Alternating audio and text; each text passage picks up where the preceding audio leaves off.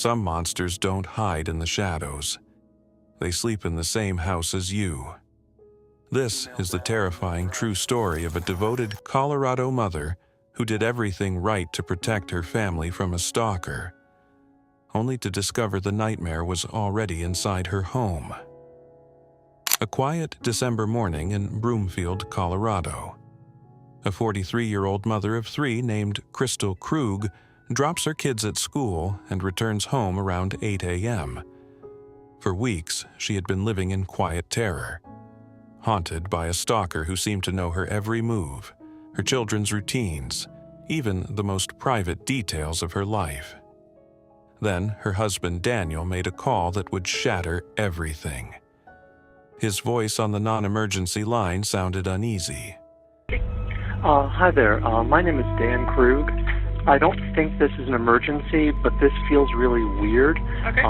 My wife isn't responding to text messages or phone calls. Okay. We've had threats against us. We have both been targeted by a stalker. Okay. Threats have been made against my life. Okay. And threatening to kidnap her, which is why I'm nervous that she's not answering me. Officers arrived at 12:28 p.m. for what they thought was a simple welfare check.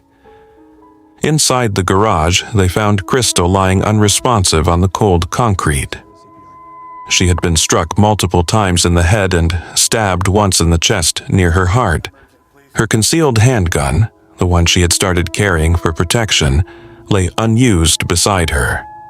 CPR was performed, but at 12:43 p.m. she was pronounced dead.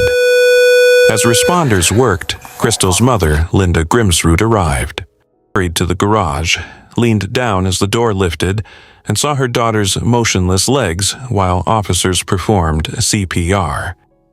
An officer told her to stay back. She staggered away, hand over her mouth in horror.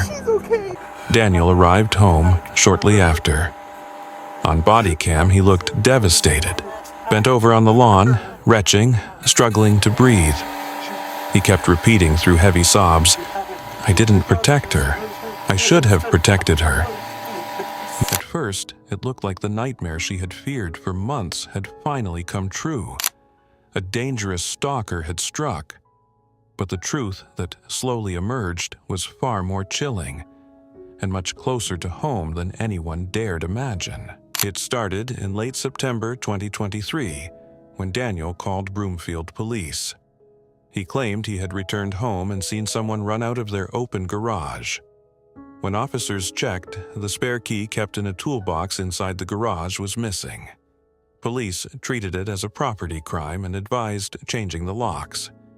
At the time, it seemed like nothing more than a random break-in. As I came down, the door was open. I saw someone run out, jump over my gate, and take off that way. We realized the spare key that we keep in the garage isn't there. Then the messages began. The sender was pretending to be a man Crystal hadn't spoken to in over 20 years, her teenage ex-boyfriend Jack Anthony Holland.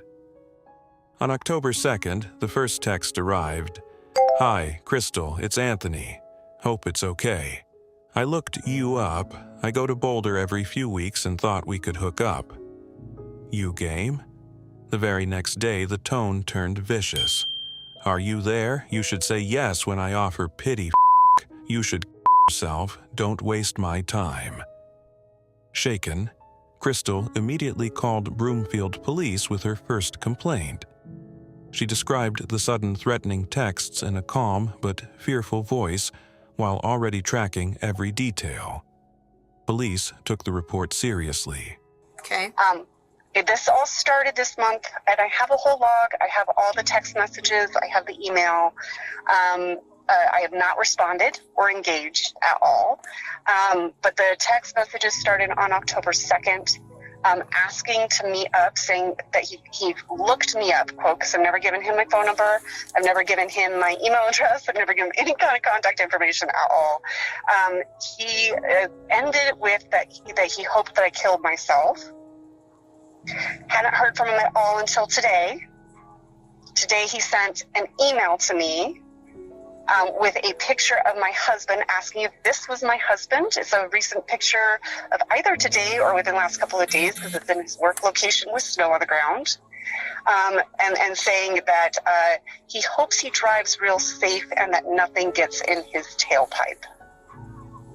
Okay. And I again have not responded. So I'm very concerned for my safety. So I guess my question for you is there a course of action to possibly take that could potentially safeguard me from this individual? And I guess options I might have here. The harassment escalated quickly. Crystal started carrying her concealed handgun and installed Google Nest cameras around the home. Daniel helped set them up and played the supportive husband perfectly. In early November, Crystal met with Detective Andrew Martinez. She brought her detailed stalker log spreadsheet and took charge of the interview. This is. So, this all started back up again out of the blue.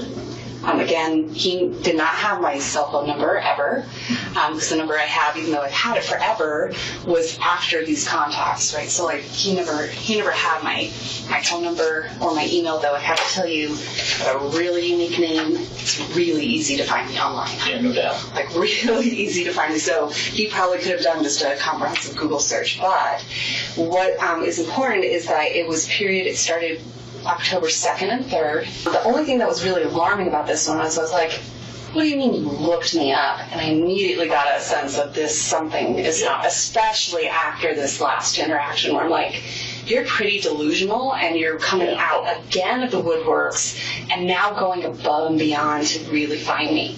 And then when I didn't respond, and you'll see, so this is on Monday at 1, and when I don't respond, then immediately the next day it just keeps going.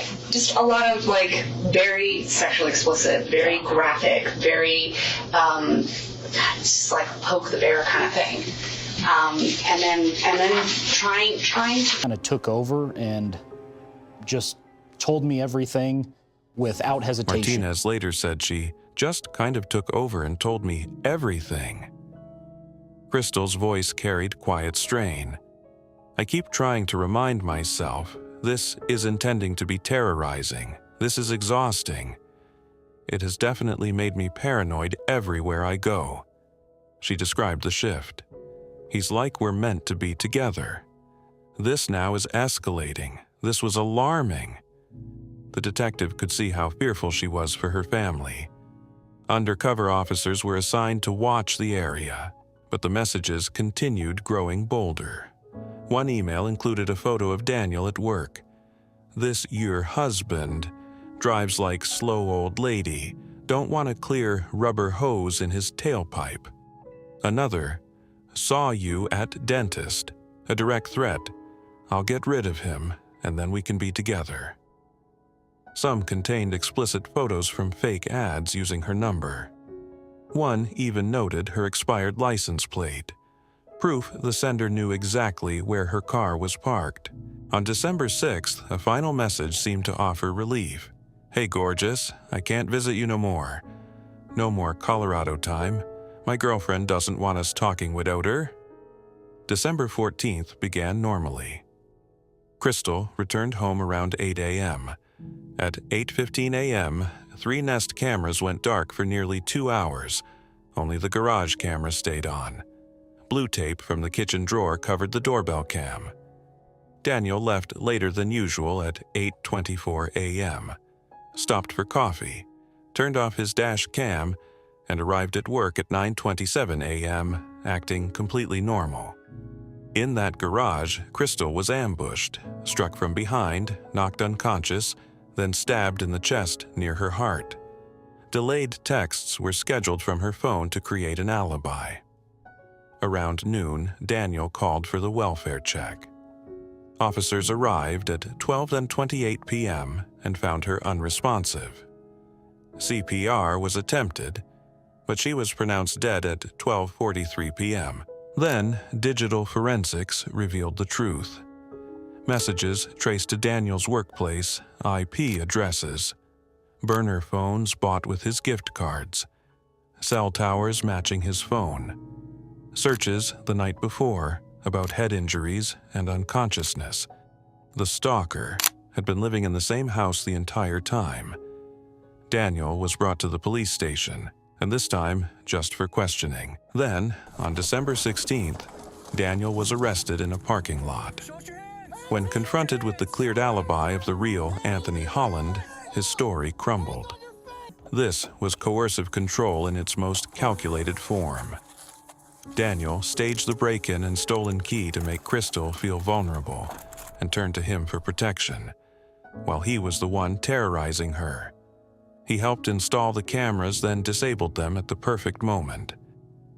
He escalated fear in careful stages and repeated a pattern from a previous relationship. When Crystal began to suspect him and confronted him privately, the control snapped and the psychological war turned lethal. The trial in early 2025 was intense. Jurors saw Crystal's stalker log and the overwhelming digital evidence. On April 17th, Daniel was found guilty of first-degree murder, 2 counts of stalking, and criminal impersonation. The next day, he received a life without parole, plus 9.5 years. Crystal's family called it pure, selfish evil, a crime that robbed 3 children of both parents. Crystal was a fighter. She called the police at the first sign of trouble, documented everything, installed cameras, and refused to live in fear. Yet the danger had been inside her home all along. This case shows how coercive control can hide in plain sight and how quickly a failing marriage can spiral into unimaginable horror. If you're experiencing threats or that uneasy feeling, even from someone close, document everything and reach out for help early.